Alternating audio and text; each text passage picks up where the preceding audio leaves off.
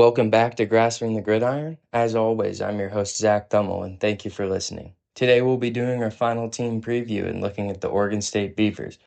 All right, first off, we'll get into the schedule here for Oregon State and go game by game.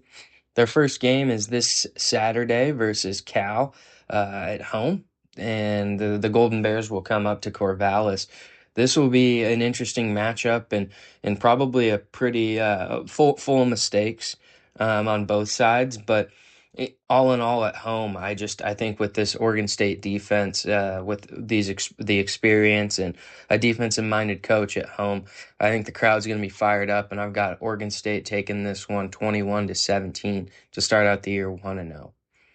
And then they stay at home again, and Fresno State will come up, and a future Pac-12 matchup here on September 6th. And I think Fresno State look good in week 0, but there's going to be just no way in Corvallis against that defense and that discipline that they're able to win. I have Oregon State taking this one 27-13 in Corvallis. And then Saturday, September 13th, the Oregon State Beavers travel to Lubbock, Texas to play the Texas Tech Red Raiders. And this Texas Tech team is full of talent on both ends of the ball on the front lines from the transfer portal, and a variety of other positions as well that were hit with the transfer or that have been filled with the transfer portal. And this Texas Tech team is one of the highest budgeted in terms of spending. They have one of the highest budgets in the nation for a college football team. And I think this Texas Tech team is going to be pretty solid this year just due to their O-line and D-line transfers. And with this one being in Lubbock, I've got the Red Raiders taking this one 28-17, and Oregon State will be 2-1 on the year at this point. And then September 20th, the Beavers will travel to Eugene to face the Ducks. That's going to be a really tough game. If you watch my Oregon team preview, I think they're going to be one of the better teams in the country. And while this one's in Eugene, this one's going to be in Eugene, and while Oregon State's got a great defense. And I think it's going to be close. I think Oregon's going to still pull this one off. So I have Oregon taking it 35-27 here and putting Oregon State at 2-2 on the year. And then September 26th, which is a Friday, Houston comes up to Corvallis. And while this is going to be a tough matchup, Big 12 versus Pac-12, and I think Houston could be a pretty solid team this year. With it being in Corvallis and this disciplined Oregon State defense, I firmly believe this defense is going to be great this year. I've got Oregon State taking this one 24-21 here, and that puts them at 3-2 on the year. And then Saturday, October 4th, Oregon State travels to Appalachian State. And while that's going to be in Boone, North Carolina, in a ruckus atmosphere, I really think that Oregon State's going to pull this one off 35-21. And the defense and the team will continue and get on a little roll here, putting them at 4-2 on the year. And then October 11th, the Saturday, Wake Forest travels to Corvallis, and this will be a rematch of last year with the former Washington State head coach Jake Dickert. Now at Wake Forest, it'll be a rematch of Jake Dickert and Trent Bray here. So with it being in Corvallis and with Jake Dickert having it be his first year at Wake Forest, and Trent Bray's in his second year with this great defense as I've talked about, that I think is going to be phenomenal. I'm having Oregon State take this one 28-24 in a nail biter in Corvallis. And then October 18th, Saturday, the Oregon State Beavers will face Lafayette. And Lafayette is an FCS team coming in here to, fill a schedule spot for Oregon State in this independent Pac-12 Oregon State, Washington State buffer year with a weird combined schedule. They've filled the gap here with an FCS team later in the year, and that's Lafayette. But I think Oregon State's going to steamroll them here, 52-9, and this puts Oregon State at 6-2 on the year. And then Saturday, November 1st, Washington State will travel to Corvallis. And with this one being in Corvallis, I think it's going to be a great matchup. But again, with it being in Corvallis, the defense and the crowd are going to roll. And I've got the Beavers taking it 24-20 here.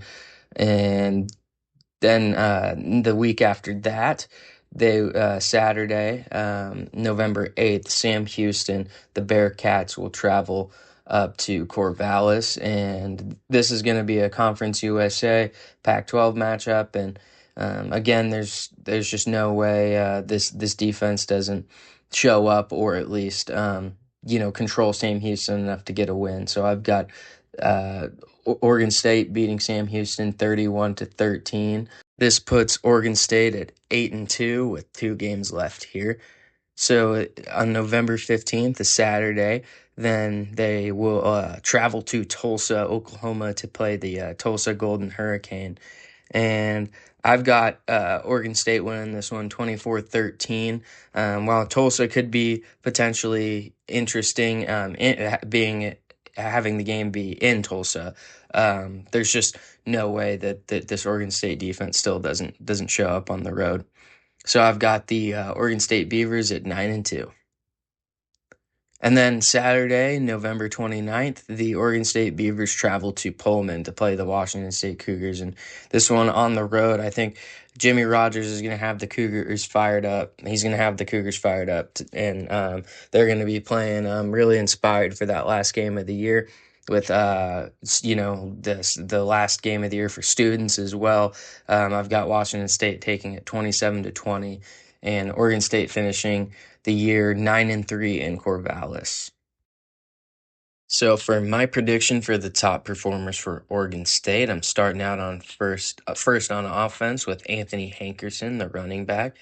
And the really interesting thing about Anthony Hankerson is he's coming off a 1,000-yard season last year. He had 232 carries for 1,082 yards and 15 touchdowns with a near 5 yard average per carry. So he's really been productive for Oregon State, and been a problem. And this is his senior season, so this will be his opportunity to really separate himself and potentially go beyond just 1,000 yards and maybe break that 1,100, 1,200 yard mark. And with the way that Oregon State approaches the game and the way that their head coach Trent Bray approaches the game, I'd imagine he's going to get a ton of carries and a lot of looks and screens and things of that nature. So I'm excited to see Hankerson take the field this Saturday against Cal. The next guy on offense is wide receiver Trent Walker. He's a 6'2", 194-pound wideout from Portland, Oregon, so an in-state guy there. And he's coming off a 900-yard receiving season last year with 81 catches and 2 touchdowns. So this guy catches a lot of balls. 81 catches last year, and then 900 yards, like I said. So, I mean, when you're looked to that many times, it's hard not to imagine that in this year, especially, with a new quarterback, that they're not gonna try to get Trent Walker involved in a variety of ways, whether that's the screen game and jump ball scenario being 6'2", or drags across the middle of the field. I'm pretty sure Malik Murphy is going to be looking his way, and very confident that he's going to get probably more than 81 catches this year for the Oregon State offense, and be their sort of bell cow, if you will, on the receiving end. And then now to defense. The first guy is DB, 6'2", 212-pound DB, Skylar Thomas. This guy has been a mainstay for this Oregon State defense, and a guy that plays a pivotal role in this Trent Bray defense. And at 6'2", 212, he's got a bigger build and can kind of play that strong safety linebacker hybrid type role. He had 48 solo tackles last year, a forced fumble, a pick, and 9 passes defended. So I'm just really excited to see him in particular in a senior season coming up here against Cal. I think he's going to make a big impact and be a big time player moving forward and get a shot in the NFL. The final guy on this defense is senior linebacker Nico Taylor. He's 6'5", 264 pounds, so a really big linebacker and a guy that is gonna get after the passer while also playing your standard stand up linebacker as well.